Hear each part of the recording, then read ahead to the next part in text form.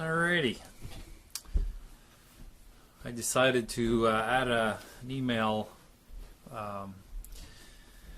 address on my forum, so we are going to call this Viewer Mail.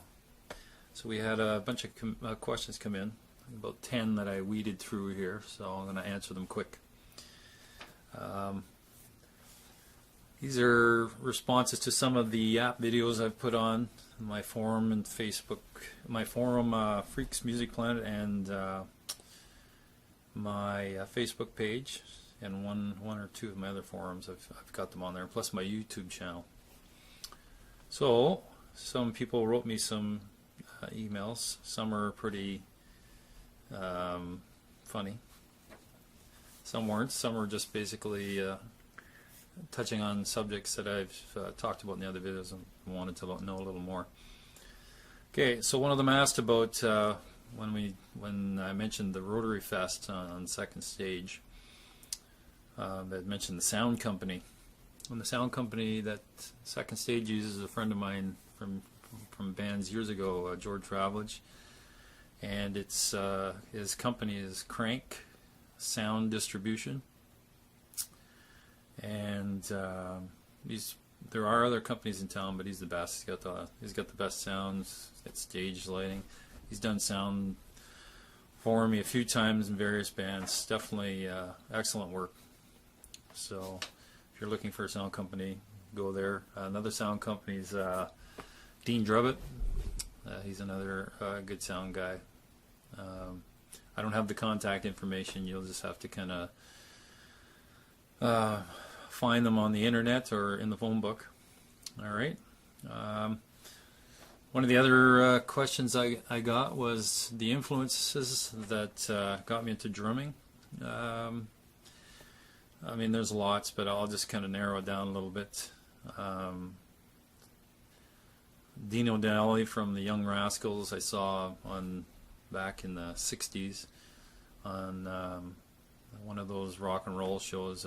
He just kind of blew me away. I was kind of hooked on his playing at an early age. I wasn't even a drummer then. My brother was in bands, and we had drummers come into the house all the time. The drum sets were there, so I was influenced like that. But when I saw Dino Danelli on TV, he kind of like blew me away. And he's still a great drummer. From there, it's Keith Moon from The Who. He's amazing. Huge influence. Even though I don't play like him anymore, I wanted to have some gigs without getting fired. Because you can't play like Keith Moon in bands nowadays. He was definitely totally unique, though. Loved him. Buddy Rich. I've got some Buddy Rich posters up here somewhere, along with Keith Moon on my wall here. Buddy Rich, absolutely the best drummer in the world. There's just nobody that's better than Buddy Rich. Sorry. It's just not.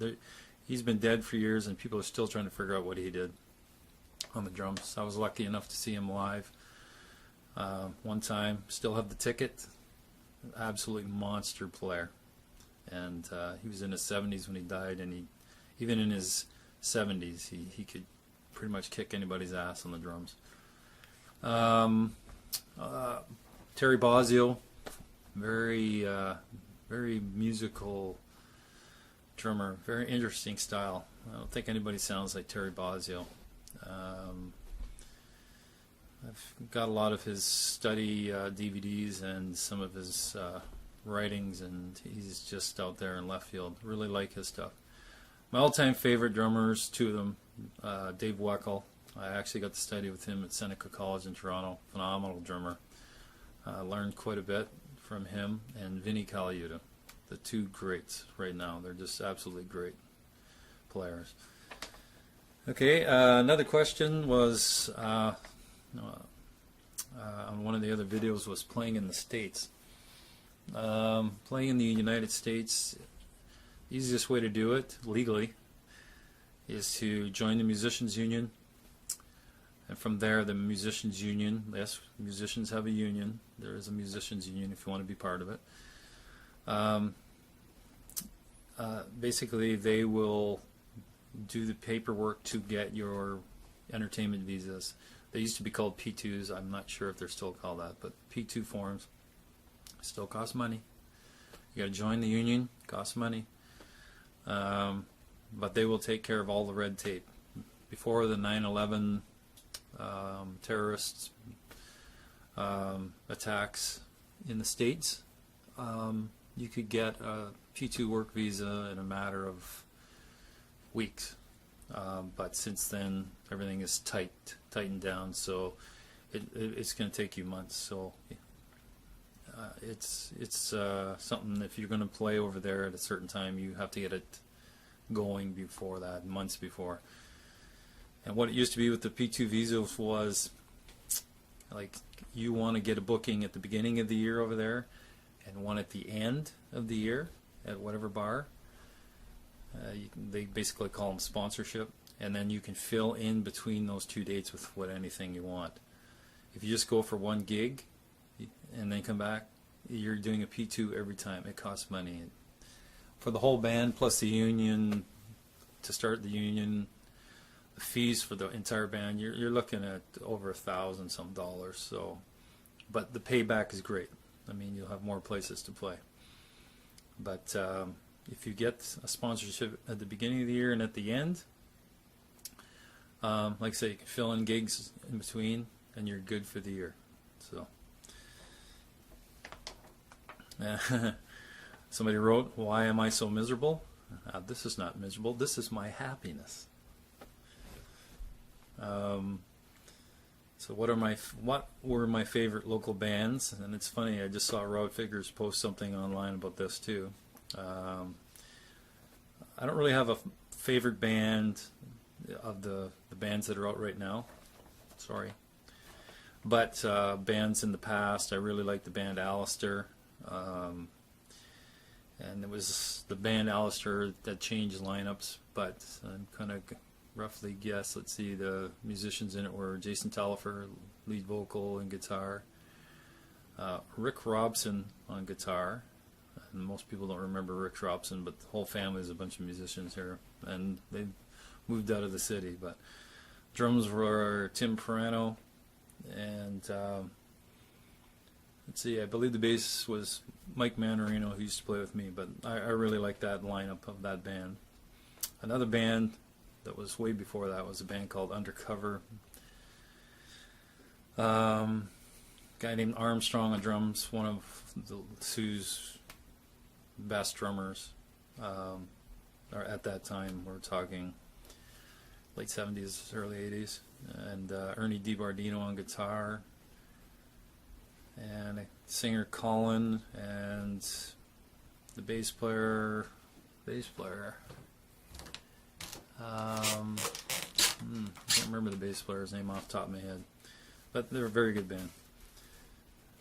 And then next question is, what's with my hair? I'm just glad I have hair at this age. Yeah, it's just a weed growing out of my head, that's all. That's my hair. Okay, I've got questions about my forum and why there's no entry on the forum. There's no entry on the forum because it's been had a few attempted hacks on it, for one thing, and that was a few years ago. And then I was getting a lot of wonderful hate mail, and so I was getting hate mail, but I was also getting hate posts everywhere, and people were just doing this just to make a mess of things. They had no constructive things to say at all. And you can get on my forum, but I have to know you, or I have to get to know you personally, and then you're allowed on my site. That's basically the rules.